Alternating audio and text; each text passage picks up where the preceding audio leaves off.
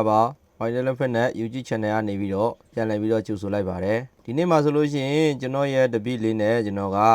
Good morning လို့ခေါ်တဲ့ကစားနည်းလေးကိုကစားပြသွားမှာဖြစ်ပါတယ်ခင်ဗျာဒါကတော့ setting ချိန်ညာပေါ့နော်ဒီဟာဆိုလို့ရှိရင်ကျွန်တော်တို့ခါရပေါ်ထက်မှာဒီ safety လေးကိုထားမှာဖြစ်ပါတယ်ပြီးလို့ရှိရင်ကျွန်တော်တို့ဘားတန်းကိုလည်းရင်ဘတ်နဲ့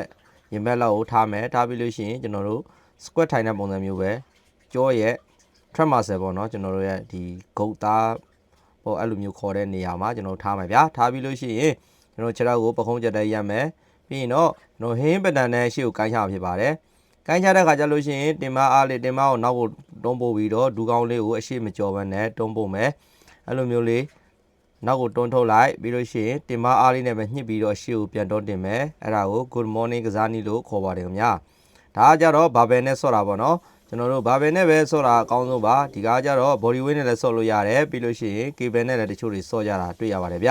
ကျွန်တော်တို့ဒါဘာဘယ်နဲ့ကိုပေါ့နော်ဟန်ချက်ကိုလည်းထိန်းလို့ရတယ်ပြီးလို့ရှိရင်ကျွန်တော်တို့ဆော့ရတာလည်းအရန်ကိုမှကောင်းမွန်တဲ့ကစားနည်းဖြစ်ပါတယ်မြို့သမီးတိုင်းလိုက်ဆော့တဲ့ကစားနည်းလေးဖြစ်ပါတယ်ဗျဒီတဲ့ပြတာအတိုင်းကိုလိုက်ကစားမယ်ဆိုလို့ရှိရင်တော့အရန်ကိုမှကောင်းပါတယ်ဗျအားလုံးကျေးဇူးတင်ပါတယ်နောက်ဗီဒီယိုမှာပြန်လည်ဆုံတွေ့ကြပါမယ်